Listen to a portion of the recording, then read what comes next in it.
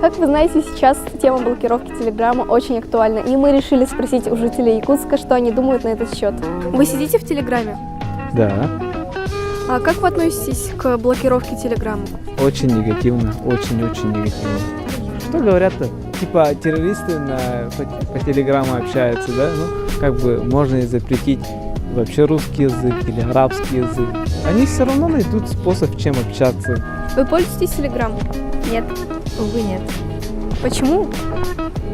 Не знаю, лень устанавливать. Памяти нет. Сейчас мы идем на площадь Дружбы, а потом по проспекту к площади Ленина. Будете по-другому понимать. Очень круто. Вы пользуетесь Телеграмом? Нет, к сожалению. Я тоже не пользуюсь. Вас волнует то, что сейчас происходит насчет Телеграма? Вообще мне не интересно. Мне тоже не особо интересуюсь. Ну, что-то слышала, но абсолютно нейтрально отношусь. Ты сидишь в Телеграме? Да. Как ты относишься к блокировке Телеграма? A few moments later. Спасибо за ответ. Ты сидишь в Телеграме? Да. Что ты думаешь о ситуации, которая сейчас происходит в Телеграме? Я считаю то, что неправильно заблокировали Telegram из-за того, что это хороший был мессенджер.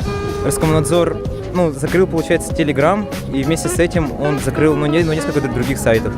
Ты сидишь в Телеграме? Я там зарегистрирована, но я не сижу там часто, мне просто иногда скидывают фотографии туда. Как ты относишься к блокировке Телеграма? Я отношусь к блокировке Телеграма отрицательно, потому что это очень классное приложение, которое отличается от многих, потому что там при отправлении фотографий не снижается качество, ну еще там классные стикеры, так что я против блокировки Телеграма. Ты пользуешься Телеграмом? Нет, Что ты думаешь о блокировке Телеграма? но это хорошо, будет меньше наркоманов. Поставка наркоты идет только оттуда. Спасибо. Ты сидишь в Телеграме? Было дело, да я даже не заметил ее блокировку.